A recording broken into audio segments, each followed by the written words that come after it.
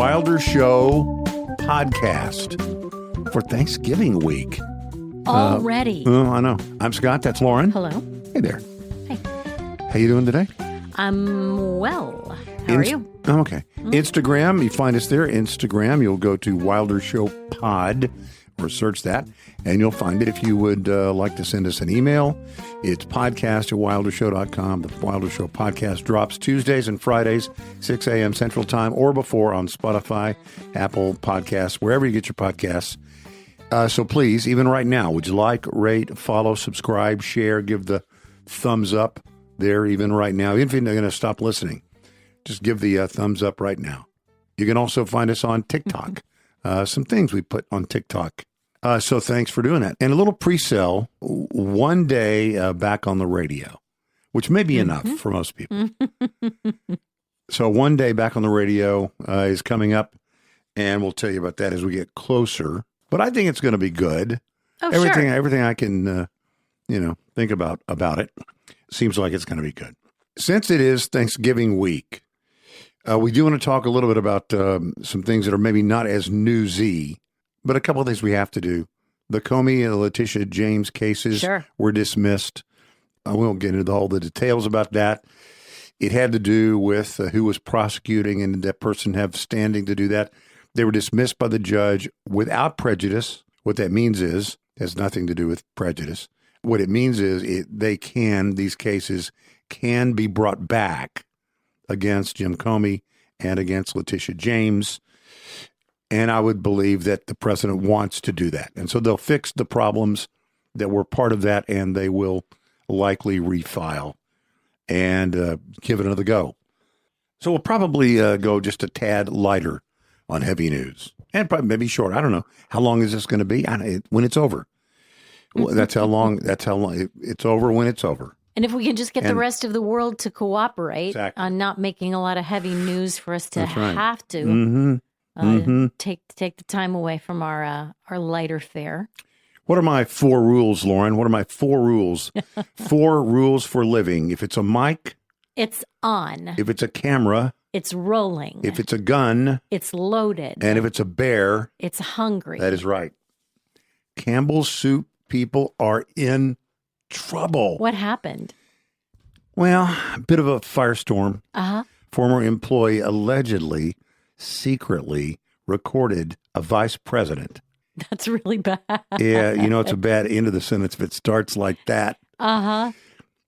Recorded this vice president allegedly insulting both the company's products and its customers. No. Yeah.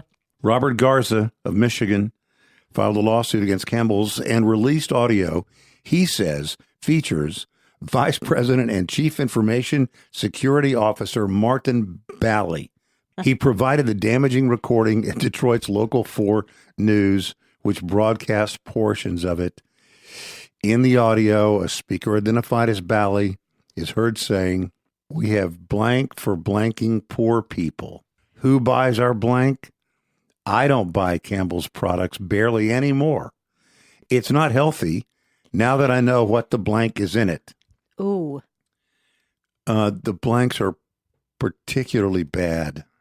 The speaker also references bioengineered meat, saying, "I don't want to eat a piece of chicken that came from a 3D printer." No way. That's what it says. And anyway, so I'm sure that's not true, but for a long period of time in my youth, the only soup I would eat, well, I mean, I think probably the only soup we had around the house was Campbell's soup. No, I like Campbell's. But the only soup I would eat was Campbell's chicken noodle soup. Yeah, I like that. I loved Campbell's chicken noodle soup. I've gotten the more hearty, with broader noodles or something. Campbell's hearty chicken noodle soup. Yeah, pretty good. I mean, it isn't good for you. It's not, because there's too much sodium. It's got a lot of sodium. I think probably even the lower sodium versions not have as good. A lot of sodium. Everything has sodium. And now, I mean, the thing that he said about the meat, isn't that the kind of stuff that we wonder about the meat? I mean, this is an audio only podcast, but air quotes. Imagine my little air quotes around the word meat. The meat that is in a lot of the things that we eat the little bit like we've wondered about chicken nuggets from certain places for years and years and years, right? It's not really a piece of chicken. I know. It's an engineered mashup of maybe Something. a little bit of chicken parts. Yeah. And so I don't think that it's really a surprise. Yeah, I don't know. It's one thing. It's one thing to know maybe that something that you're choosing to eat is not the best thing for you. It's another thing to hear the leadership of the company talk about it. Talk and bad stuff about the say people bad, too. bad stuff about the people who buy it. Yeah. And my whole thing, I don't eat like the best food, but like if I were going to eat a can of Campbell's soup, I'm not going to eat like it every day. Yeah. It's like maybe once a winter, I might have one can of Campbell's soup. Yeah. So that one can was high in sodium or whatever. Yeah. Or was made with a 3D printer. Probably won't hurt you if you eat it just once, right? Yeah. Chicken flavored ink. You ever had a pocket watch? I have actually. I had a pocket watch a long time ago. Was it? Can I ask? Was it? Did you purchase it for yourself, or was it handed down from someone? No, it wasn't handed down, but it was. Maybe I bought it, or maybe it was a gift. I can't remember. I did not have a chain for it. Yeah.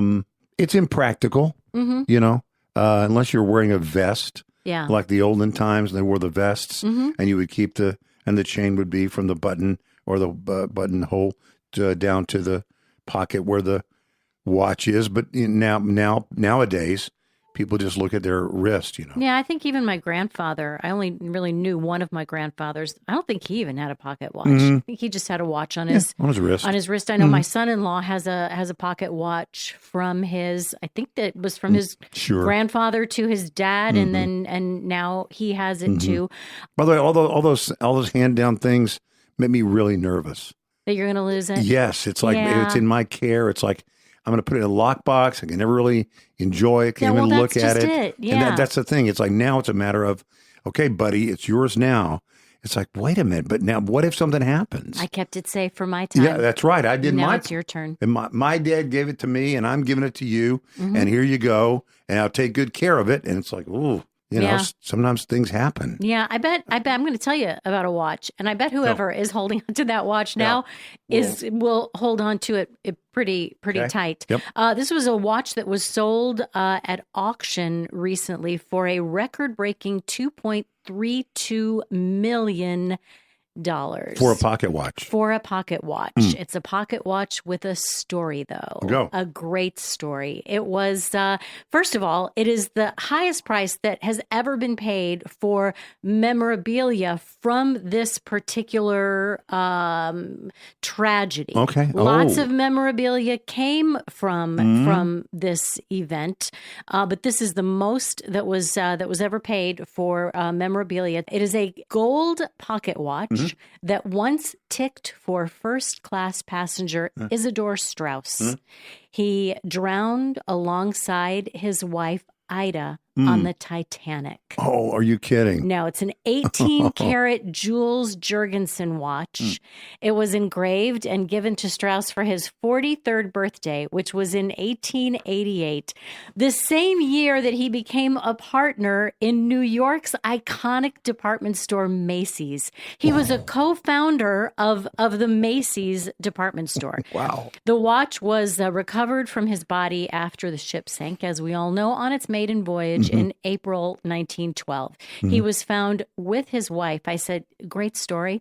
I mean, the couple refused to separate in their final moments. They were last seen by witnesses arm in arm on the deck of the sinking ship. And then the watch was, recovered and held onto for more than a century by the Strauss family before it was just recently sold at auction. But So Strauss had been offered a seat on a lifeboat due to his advanced age, the Isidore Strauss. So when I was first reading about this, I was thinking how they refused to separate. I was thinking of women and children first. Was she given a chance to get on a lifeboat before he was, and she decided not to go with him? It was actually that he was offered a seat on a lifeboat, but he insisted that other men on the ship go first, and Ida Strauss refused to leave his side.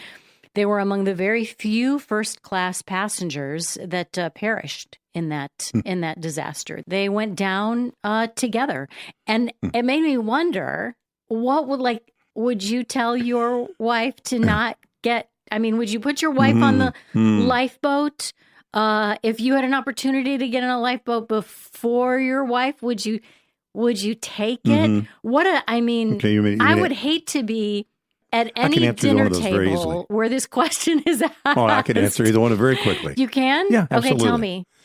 If I were offered a seat on a lifeboat to get off the sinking Titanic, but my wife would have to stay on board, I would not take that opportunity. You wouldn't take it? I would not. Would you? Okay, I would expect that. Yeah, I wouldn't do that. You. That's lovely. Now, if she were offered a seat on a women and children lifeboat, and she didn't want to go, she wanted to stay with you, would you pressure her to go? Okay. Would you force her to go? Or would you welcome the opportunity for her to stay with you and the two of you to perish together as you had lived together for decades? Okay. There are two options here. Yeah. One is if she is offered a chance to go and she doesn't want to go without me. Yeah. I would say, come back on, we'll stay together. The other is if she wanted to go without me, what would I think about that? Well, yeah. I would say it's okay as long as she's never with another man. I would find a way to haunt her. There was also, we don't know what it said, but there was also a letter written by Ida Strauss found aboard the Titanic. It was auctioned off this last weekend. Also, there was also a gold medal awarded to the RMS Carpathia's crew.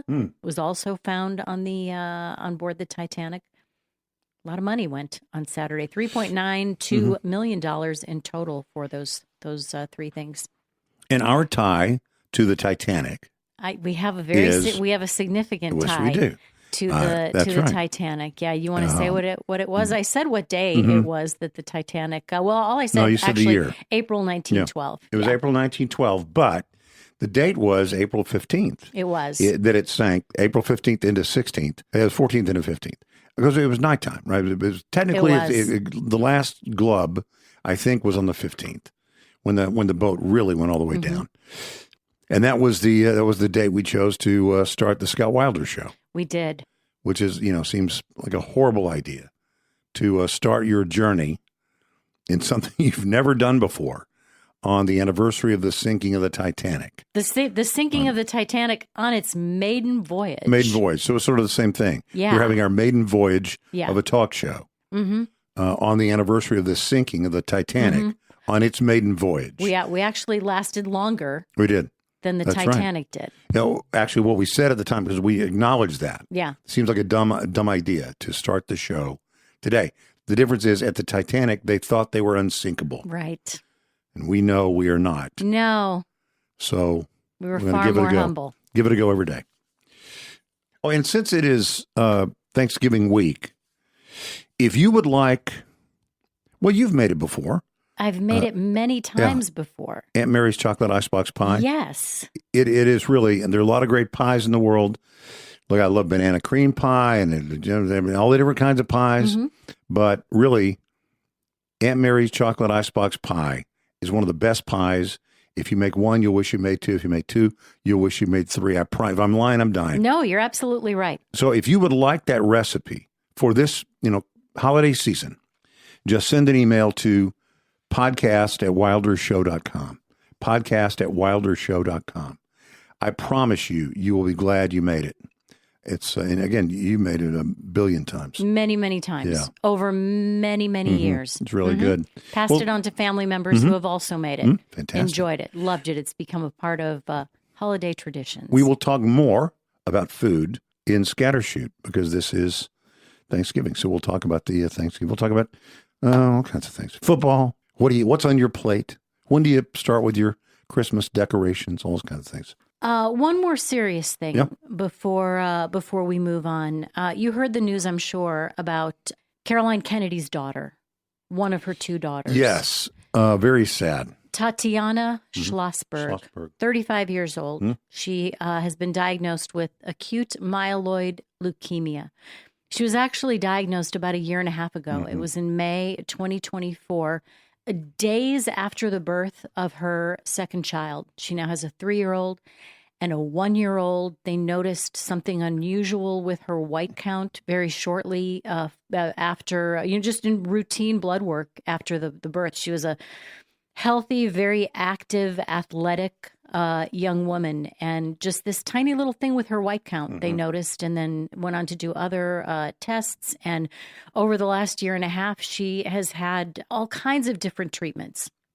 None of them have proven to be as successful as they wanted. And now she published an article over the weekend in The New Yorker, which she written by Tatiana Schlossberg, detailing the whole thing. And she now she has a year to live. It's terminal. They have nothing else they can do for it. And you can talk about the Kennedy curse all you want, and we know there's no such thing as a curse. We don't believe in anything like that, but it sure does seem like a lot of suffering for one family. And maybe it's not. Maybe if you looked at any family deeply enough, they've been under a microscope for a long time.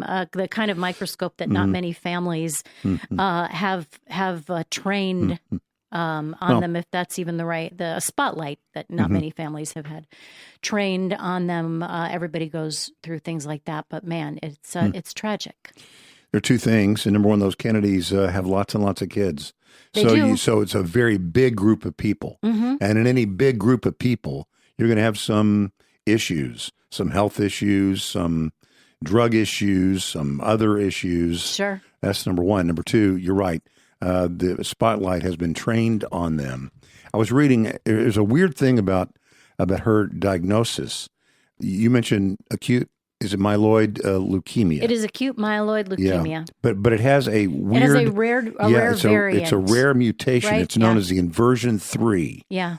And it's found in less than 2% of the acute myeloid leukemia cases. I did read, one of the things I read what she was talking about when she was given the diagnosis. She said, I could not believe that they were talking about me. Yeah. I had swum a mile in the pool the day before, 9 months pregnant.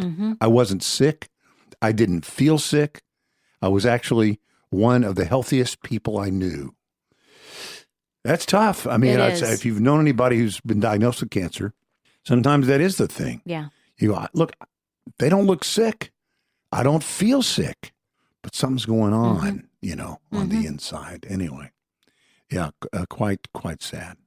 Hey, somebody's running for Congress in Texas. Yeah. He is he's the Sham Wow guy.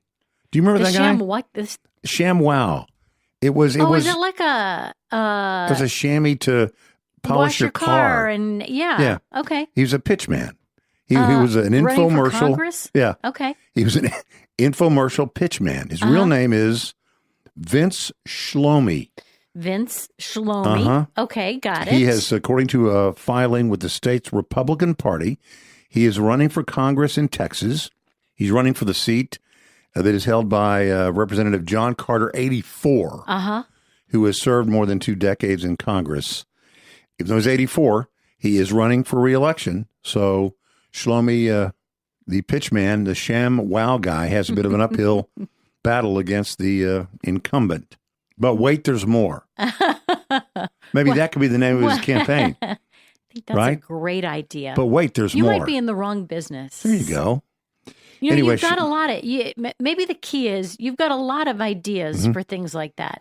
And maybe that's the key. You know, you have to have 100 of them before you have one or two really good ones. Yeah.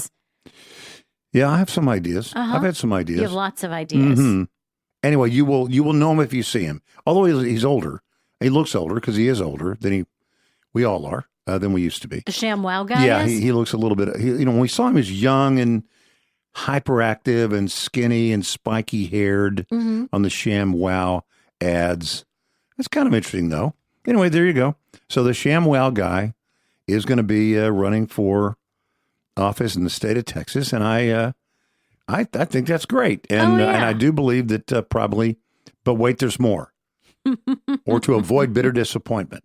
That's good too. To avoid bitter disappointment, vote for me. How old did you say you thought he was? No, the other guy is 84. Yeah, but I thought you said that this guy. He looks older. A little. He probably looks like maybe he's 50s probably. He's younger than I am by a few months. Yeah, I was going to say he's 50s. But he dyes his hair, I think. That's not his real color. That's okay. Anyway, Shlomi. Is that his name? Shlomi. Yeah, Shlomi. Shlomi's going to run, and I think it's cool. I can't wait to see the ads. I really can't wait to see the ads. If nothing else, he should have great ads. Exactly. Oh, it is time for Scattershoot. Let's go.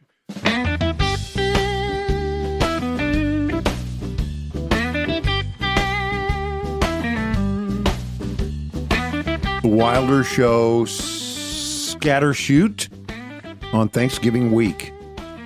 You know, Thanksgiving, we have a little story about something. We had something that, it is a Thanksgiving story, isn't it? We had this thing that we did on the radio. For sure. Yeah. And everybody had to go to work the day after Thanksgiving. And so I think Thanksgiving we probably had off, did it on tape or something. We were brand new. Didn't know anything about doing talk radio or anything.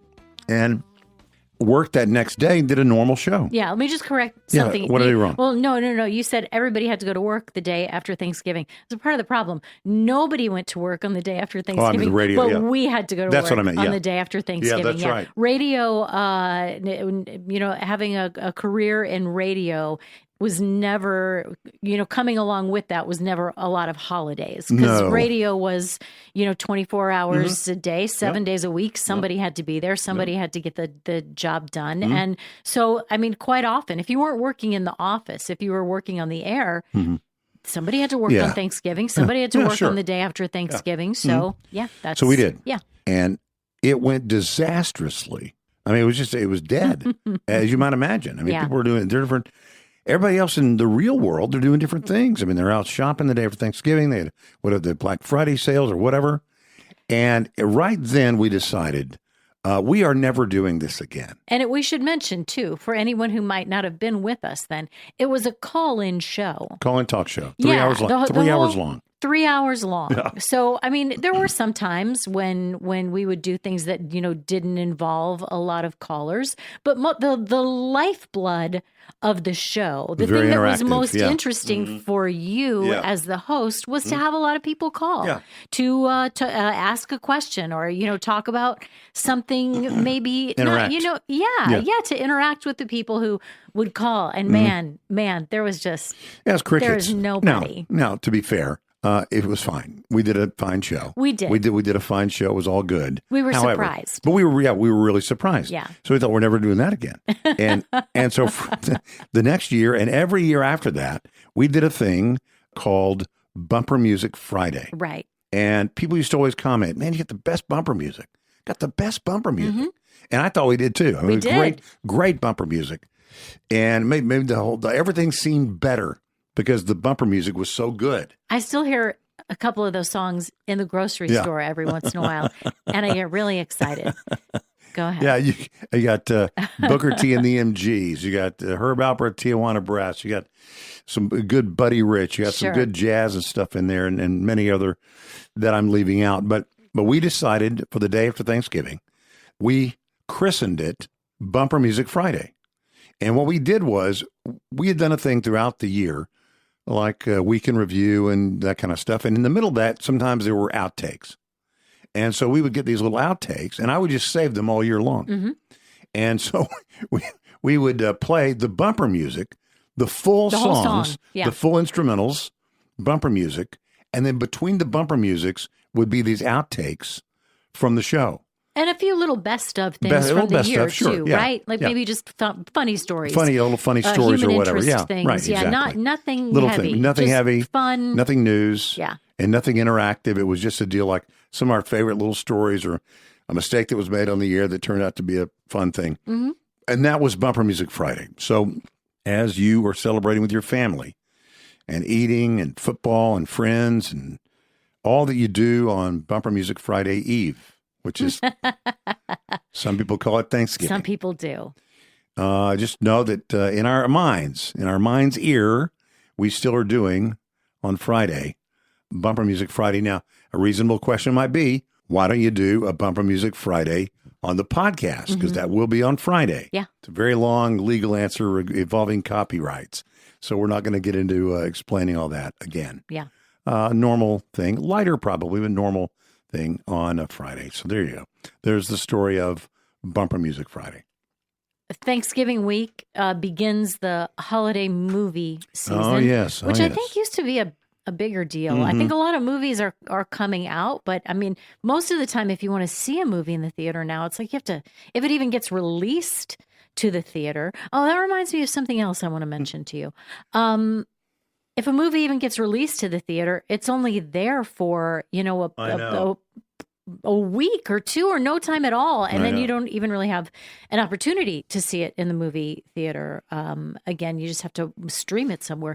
Wicked for Good opened the holiday movie season with a bang. It was number one. This is, of course, Act 2 of the musical sensation. It was number one, earned $147 million at the box office. It was in 4,115 American theaters in its opening weekend. It was just the tiniest bit behind what they estimated on Sunday. On Sunday, they thought it was going to reach $150 million, but it got to $147 million. It set a record for Broadway adaptations, shattering the debut of part one from last year at this time, just Wicked, that previously set the record with $112.5 million over that same pre-Thanksgiving weekend last year. The movie collected an additional $76 million at the international box office, bringing its global total for this one weekend to $223 million. I haven't seen it yet. I did see the first part. I can tell you that 2 of my 3 children have already seen part 2. Just they both went out to see it. It came out. I don't think it was even a whole week ago. I think maybe just on Friday or maybe overnight, like Thursday at midnight or something like that. This is part 2? It is part 2. Is it part 2 of 2? It is part 2 of 2. Good. Yeah. Now, the whole, and I'm sure most people who have even the slightest interest in this know this already. The musical, I don't think, was particularly long as musicals go. It had 2 acts and an intermission in the middle, but somehow the movie stretched out. Wicked, the first movie that came out a year ago, was really long. Yeah. Wicked was 2 hours and 40 minutes long. This second half, Wicked for Good, 2 hours and 17 minutes long. That's almost 5 hours worth of movie, which in and of itself, I guess is not, you could see, you might find 2 movies that are, I think movies are getting longer and longer and longer now. So I guess that's not that much, but the musical that it's based on wasn't that long. Yeah. And I guess you can say, you can do so much more maybe with film than you could do on a Broadway stage. Yeah. They did add a few songs. I think there were a few new songs in the first part. There's definitely at least 2 new songs in the second part. A lot more animals, I hear, too.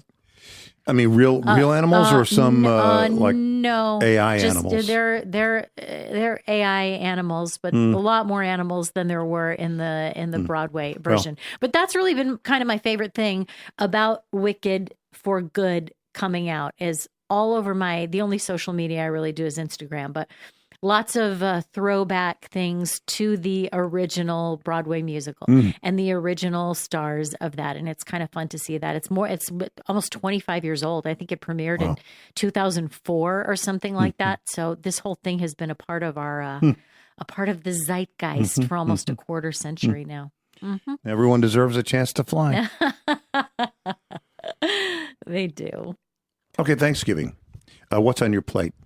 What do you like to eat at Thanksgiving? What is your thing? Plate. What is on your plate? I'll have some turkey on my plate. Okay, a little turkey. Are you white meat, dark meat? White Little meat. Beach? No, Okay. I really like the white meat. Yeah. All right. Some sweet potatoes. Sweet potatoes. I make the sweet potatoes every year. Do you I really make it like with the marshmallow on top? Not a marshmallow on top, Okay. but a little brown sugar butter pecan mixture Nice. on top.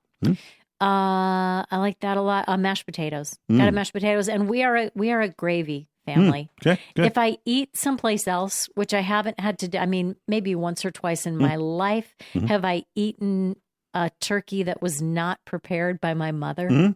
I'm just now realizing the gravity of that statement, how old I am and how blessed I am to still have my mother, Amen. cooking Thanksgiving dinners for this much of my life. Yeah. If there's no gravy, it might as well not be Thanksgiving for me. Yeah. And a little bit of stuffing and we'll have some cranberries. Okay. Jellied or whole? I grew up doing the jelly and only the jelly. Now, every once in a while, if somebody brings the whole, we'll do that instead. But if our only choice is a can of the jelly, then that'll be on the table. But the whole has a bitterness to it. The jellied almost doesn't. Well, for me, the jellied can be sort of like jelly. I think. But it when is for sure. But when you get the whole, it has that little bit of a bite. I think that's why people cook it. They prepare it with so much sugar and orange too. I think like a lot of orange zest in it too, just to take that bitterness out a little bit. I'll have a roll, and I think we usually have the vegetable is usually green beans. I think that's pretty standard. Yeah. I grew up with the green bean casserole with the almonds and the little onions and Campbell's mushroom soup. That's had to right. be the Campbell's mushroom soup. That's I don't right. think we're doing that this year. I think we're doing something a little bit different with the green beans, but a pretty standard. I think we're gonna have a ham this year too, which we don't always have. So, but pretty traditional. We usually have we have turkey. And also have brisket in there too. Oh, really? Just for fun because it's Texas. Yeah. And sometimes even ribs, but usually it's in the ham, like a spiral ham or something like that. And it's a big gathering. So how many people? It's been as high as like 51. Wow. It won't be that big this time. Things have changed. Families and whatnot have changed. I used to make the turkey, as you know, myself overnight. Yeah. Literally spending the night with the turkey out of doors, putting logs, big hickory logs. You would do that twice fire. a year, right? I did it Christmas. And Christmas. Yeah, I did both. Yeah. And I haven't done that in a while. Part of it is I've not been needed to. Yeah. And the other thing is, unless I'm taking this massive turkey, and really any turkey, even a 14-pound turkey, would feed a lot of people. A lot's going to go to waste if you don't find outlets for it. But if somebody else is doing the turkey, it's like, okay, well, I'm going to compete with that. We've got enough. That's enough. Yeah. I love making stuffing. Ms. Martin's stuffing is just the greatest. Yeah. And my plate would have turkey, also white meat. I'm not a gravy person generally.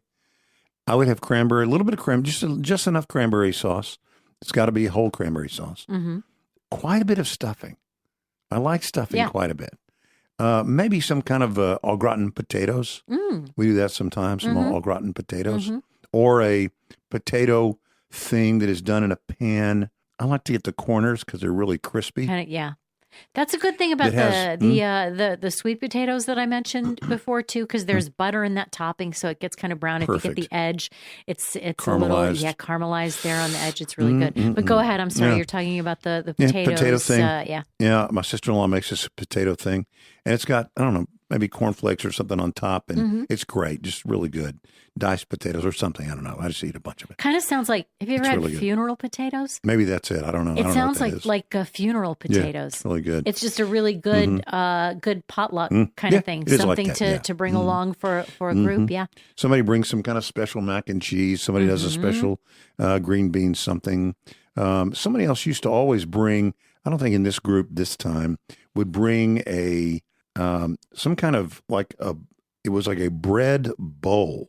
Yeah. There was like a bowl, but there was no innards to it. Yeah. Like with a dip inside of it? Yes. Oh, and yeah. You would have a dip, some kind of spinach. Like a spinach dip. Yeah, spinach Yeah. something. Really good. You got the little pieces of bread that came out of the center of the bread bowl, and you can dip those in the spinach dip, or you can have some vegetables. Yeah, that we used to do that. Yeah, we used to do that too. When do you start putting up Christmas things? Well, I have my theory. May I share my theory briefly? Sure. It's already happened. It didn't used to be the case, but I really a long time ago, for myself, not for everybody, but for myself, especially in the days where I was doing the lights outside and all kinds of things, I wanted to be able to enjoy them for the season. Yeah. And especially when Thanksgiving is late in the month, as it is this year, it always, for me, was the weekend before Thanksgiving. I'm not looking past Thanksgiving, but the weekend before Thanksgiving is when at least it all was brought out of the attic or whatever you got, the closet in the garage, wherever you put your stuff. Yeah.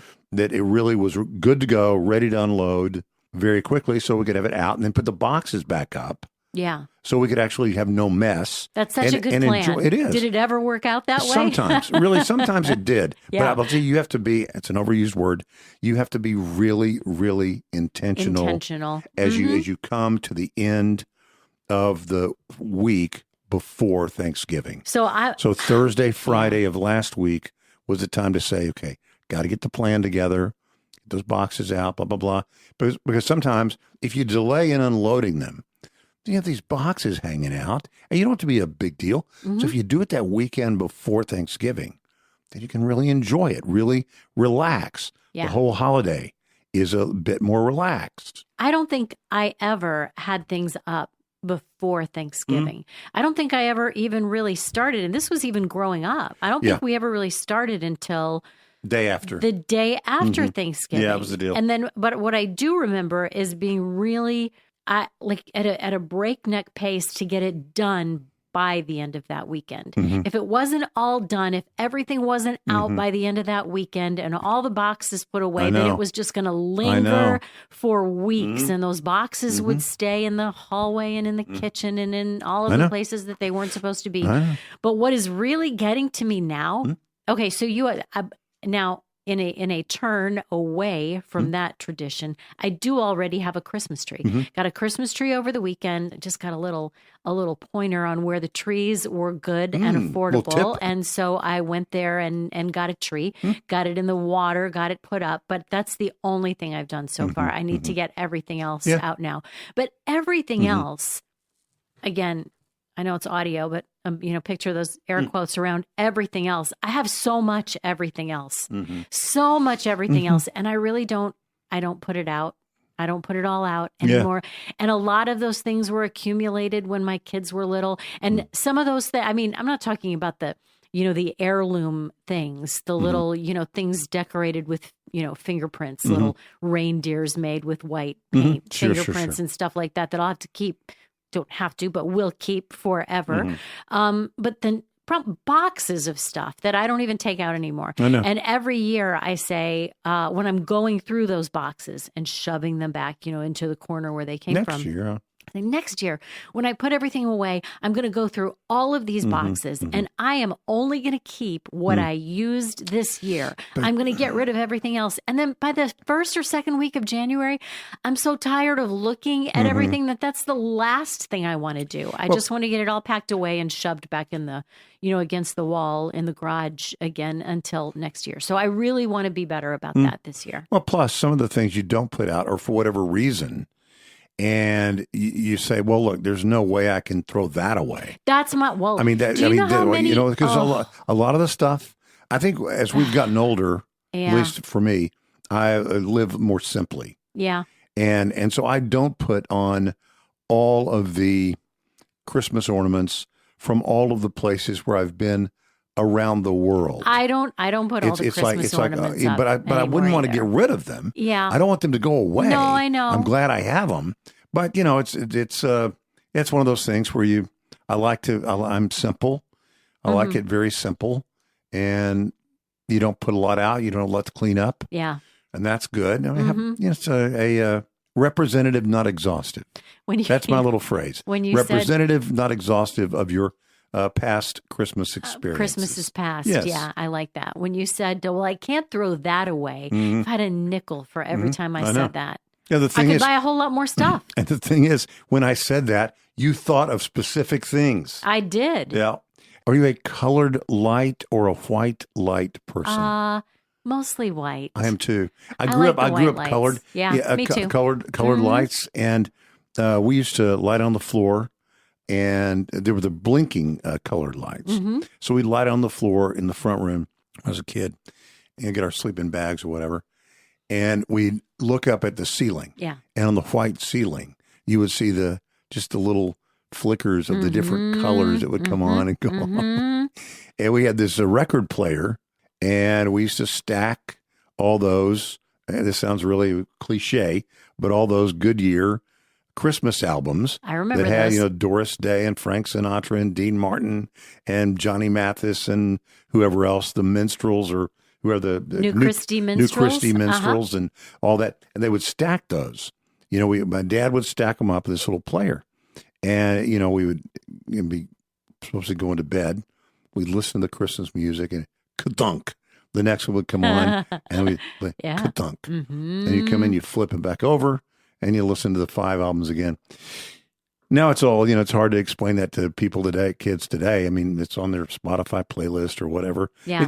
There was a romance to the strangeness of that. Do you think, there a romance? I don't know if it was a romance about that thing. I think what makes it romantic is about the time in our life when we did that, just that it's a time that's gone now that we're not going to get back. But I think also, if I may, I think also it was the thing you had to do to get that thing. Today, if you want 12 songs, you go on Spotify, click, click, click, click, click.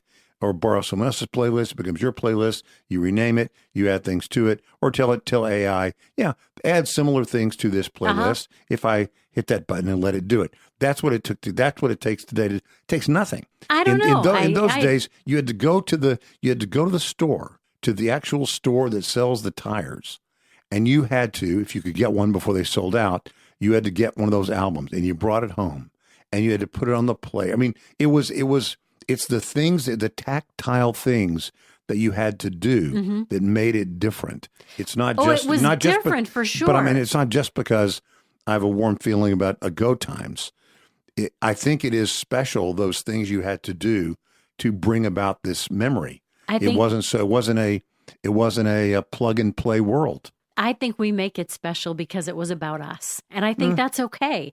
I don't think that our way of doing it was particularly special. Right. I think our kids who are doing it differently now or might have done it differently when they were 10 or 12 or 15 or whatever the age is that we're talking about it, they're going to have those same warm memories of something that I'm sure will be vastly different, 20 or 30 years from now. So remember that they will say in 20 or 30 years, remember that time when I texted you my Spotify playlist and then you put it on your phone? They might. I mean, how would you, if you lived several states away from your mom? Yeah. When I'm thinking, I have 2 kids who live far away from me. If they want to share a playlist with me, I have it. I have it just like that. Sure. And I'm not saying there's no value in doing that. I'm just saying that, I don't think it's just because it was us and it was a Go Times. I don't think the people that have used this before, so don't react too quickly to it. I don't think people that used to churn butter, on the porch used to say, remember those good old days when we had to churn butter on the porch. I think they do. Really? They did. I mean, I think probably a lot of them aren't alive anymore to say that, but I think I think they did. I think they had really warm memories of spending time doing things like that together, and some of that feeling was lost when it became automated, for lack of a better word, or something that we outsourced to the grocery store. But see, I would say though, it's hard for me to believe that the women who used to have to wash the clothes on a scrub board, on a washboard. Well, now you're talking about things though that are physical labor. But churning butter is physical labor. Yeah. Okay. Well, then put that in that same category. Turning the stack of 5 albums over on the record player to listen to the B-sides of those. That's not really physical labor. That's just a really cool memory you have of the way we had to do it. That people don't do it anymore. Oh, that's a good point. That is it for Thanksgiving week. Or the first of the 2 Wilder Show podcasts, Thanksgiving week. If you would like Aunt Mary's chocolate icebox pie recipe, just send us an email, and you can send that to podcast@wildershow.com. Podcast@wildershow.com. Be glad to send that to you. And I promise you, and Lauren can vouch for this, it's fantastic. Mm-hmm.